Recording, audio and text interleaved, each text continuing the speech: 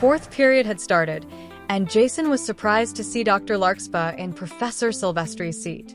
Tachita was taking attendance, counting students and companions as they entered. Quickly, the class filled up with students who were not in this class yesterday. Between the companions and the students, there was hardly enough room to move around. The last to arrive were Sanjo, Cassie, and Emily with their respective companions. Jason hadn't seen them all day. "Hey guys," he greeted them, pushing past another student. "Jason, we have such good news for you," Cassie said, eager to talk to Jason. It would have to wait because Dr. Larkspar was writing something on the chalkboard. In giant letters on the board, it read, "Field Trip." Dr. Larkspar blew her gym whistle, and the crowded students responded right away. "I've taken over Professor Silvestri's class today," she said loudly, so they could all hear her, even over some hushed whispers. "We are all going to the observatory, and since you are with me, the lesson won't be so vague." She tried to be loud. "Follow Tachita to the entrance, and we'll take a bus," she ordered, trying to get the mass of students out the door. Tachita wasn't good at leading students. Usually, Professor Silvestri's eccentric behavior captured everyone's attention, making something like this easy. Some students wanted to stop at their lockers or go to the bathroom, and they didn't pay much attention to Tachita's attempts to keep them moving. Even their companions ignored Tachita. Dr. Larkspar was already too far ahead to help. Silvestri, Cassie's companion, noticed Tachita was struggling. "Cassie, can I go help her?" Silvestri asked politely. "No, Silvestri, I'll do it and you will help me," she answered, running ahead of the crowd. She clapped her hands and called out to everyone to get to the bus. A lot of the students already knew Cassie, so the group was more focused. Silvestri blinked on and off brightly, trying to maintain order with Cassie. Soon, all the students were in front of the school. Waiting for them was an old yellow school bus, its diesel engine pulsing rhythmically. The sun was out, but clouds were rolling in. On the bus, Jason finally settled in next to Sanjo, with Emily and Cassie sitting behind them. The bus was packed, and companions crowded the ceiling, except for Kriya, who sat with Emily. Some students were crowding the aisle because there simply wasn't enough seating. Dr. Larkspar made everyone open the windows as she stood at the front by the door. Nova was delighted to be so close to all the other companions. She tried chatting, but there were a lot of voices, and she wasn't sure how to be part of things. Orion and Silvestri were fairly close by. As the bus set off, Cassie leaned over to talk to Jason and Sanjo. "Jason, I worked some stuff out with Sanjo for you," she said, shaking Jason by his shoulders. "Did you know that Kriya is Silvestri's sister?" she said, excited to reveal the relationship to Jason. "Oh, really?" Jason asked, turning around. "Yes," Sanjo confirmed. Orion said the companions don't have a family structure, but Silvestri and Kriya do. Silvestri told us that different series of companions have differently themed names. Sanjo was going to continue, but Silvestri floated down, clearly having something to add. "We are the E series. We are actually a lot older. It took us a long time to grow up, so we spent a lot of time learning with each other. I am Kriya's brother," Silvestri said, trying not to be too loud over the noise. Jason was putting the pieces together.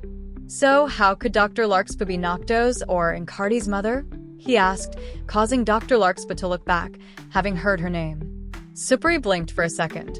"Obviously, because she must have had a hand in creating them," Silvestri responded politely. Emily poked her head around the corner, with Sanjo caught in the middle. "Who created you then?" Jason asked. Silvestri didn't want to answer, but it would be hard to avoid with Cassie around. "Professor Silvestri did. The ones bothering you have the N prefix in their names. They are the Yen series," Silvestri added, shifting the conversation where he wanted it to go. "What about Nocto then?" Emily asked, eager to find out what happened to her former companion. "That isn't his real name. Like Encardi, his true name has the Yen prefix. He is actually a fairly powerful and dangerous companion. I don't know what Dr. Larkspar would be doing with him, or what could have caused him to regress, as you reported." Silvestri was trying to keep things simple.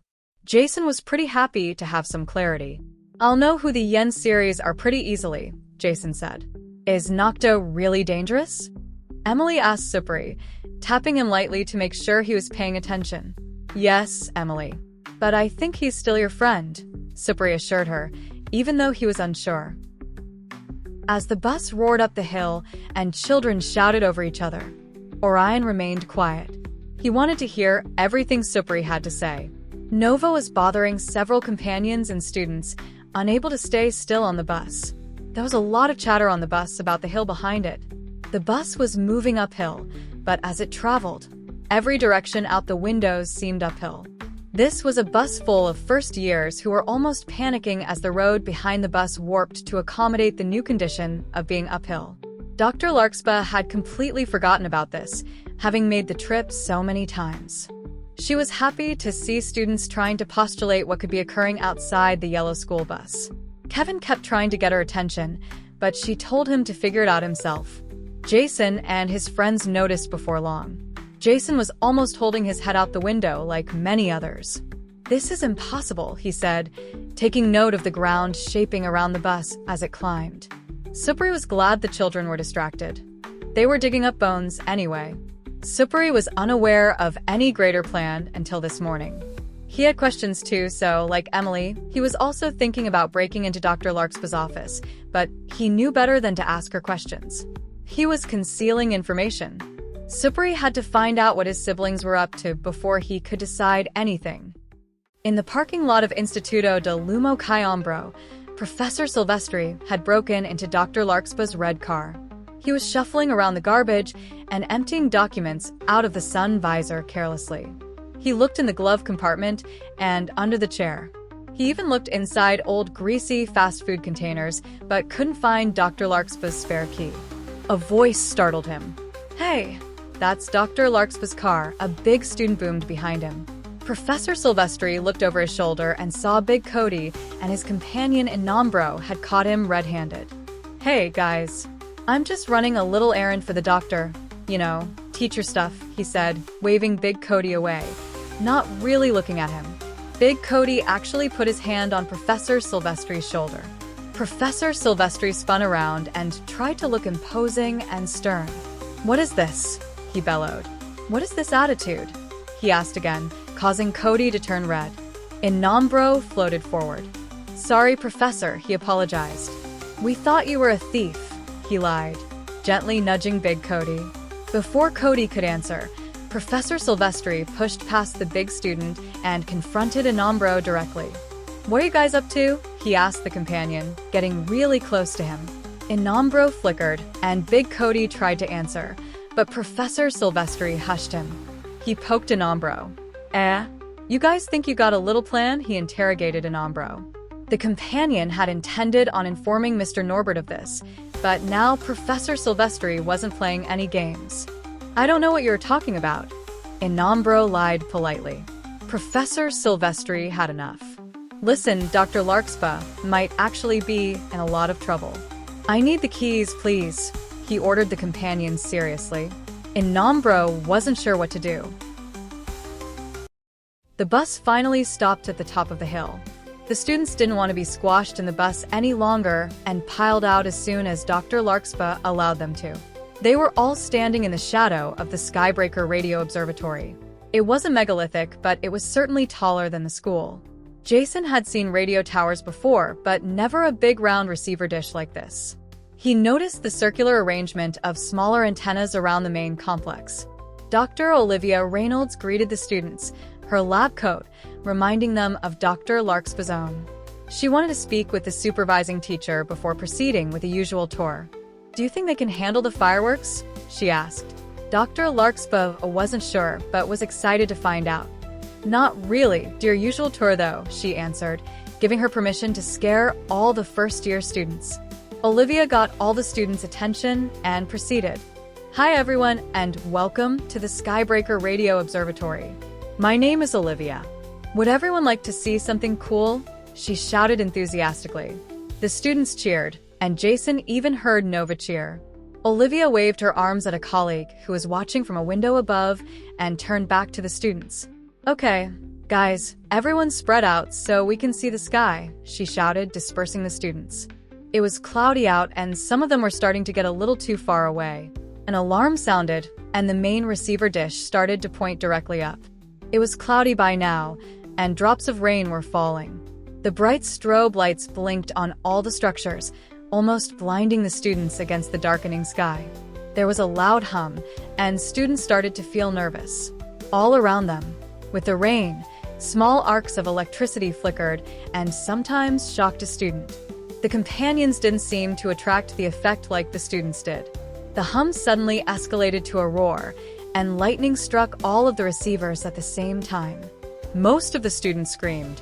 Kevin had even hid behind Dr. Larkspar.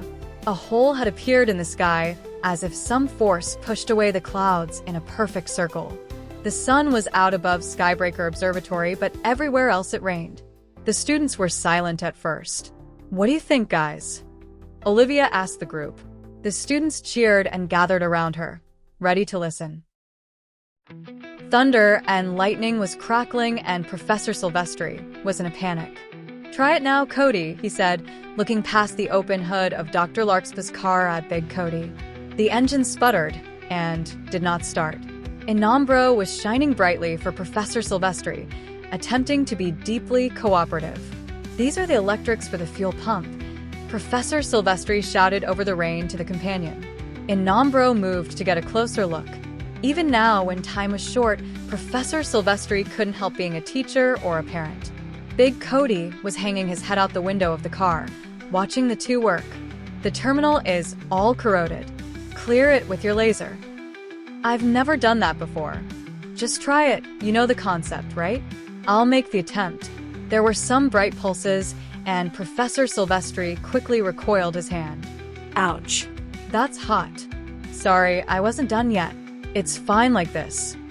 Professor Silvestri gave Big Cody a thumbs up. Cody turned the key, and the car came to life. The digital dashboard surprised Cody with its bright indigo font almost hovering on the display. This was the first time Cody thought anything was actually bigger than him. Before he had time to take it all in, Professor Silvestri had slammed the car's hood closed.